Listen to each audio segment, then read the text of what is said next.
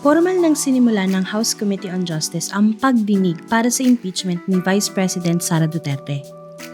Pero unang araw pa lang, ang pinakamalaking tanong ng mga mambabatas, nasaan ang Vice Presidente? Bagamat may malaking team ng mga abogado na ipinadala ang kanyang opisina, ang hindi niya personal na pagdalo ay hindi nakaligtas sa puno ng komite.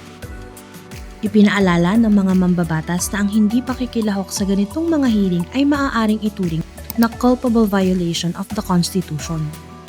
Ang pag-iwas ba ng Vice Presidente sa harapang diskusyon ay senyales na hindi niya kinikilala ang kapangyarihan ng Kongreso? O sadyang ayaw lang niyang sagutin ang mga akusasyong nakahain laban sa kanya? Dahil wala ang Vice Presidente, ang mga kaalyado na lang niya ang nagsilbing boses niya. Isa sa mga aktibong nagpahayag ng saloobin ay si Representative Paulo Marcoleta. Sinubukan niyang questionin ang mga ground rules at ang proseso ng komite na tila ba layunin niyang limitahan ang itatakdong investigasyon.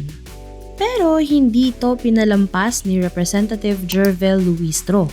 Sa isang matalas na manifestation, direktang sinagot ni Luistro ang mga punto ni Marcoleta. Nilinaw niya na ang hearing na ito ay para sa determination of probable cause na isang paghahanap ng katotohanan at hindi dapat harangan ng mga teknikalidad sa batas. Dito na ipakita na hindi uubra ang pag-ikot sa rules kung ang hinahanap ng taong bayan ay malinaw na kasagutan.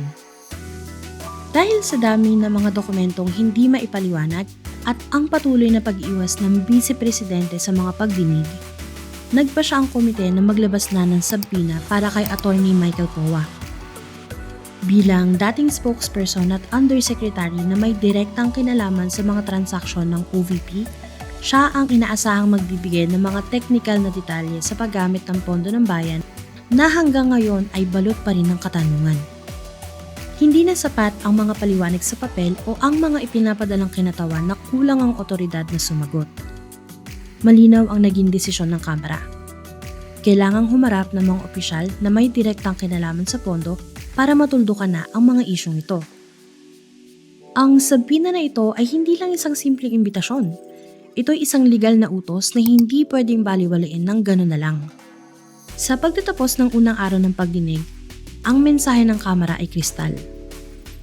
Itutuloy nila ang proseso ng impeachment, dumaluman o hindi si VP Sara Duterte. Ang pag-iwas sa pagdinig ay hindi makakahadlang sa paghahanap ng katotohanan. Nanindigan ng komite na ang pananagutan sa taong bayan ay hindi pwedeng ipagpaliban at ang bawat mambabatas ay may tungkuling siguruhin na ang bawat piso ng kaban ng bayan ay nagamit sa tama at legal na paraan.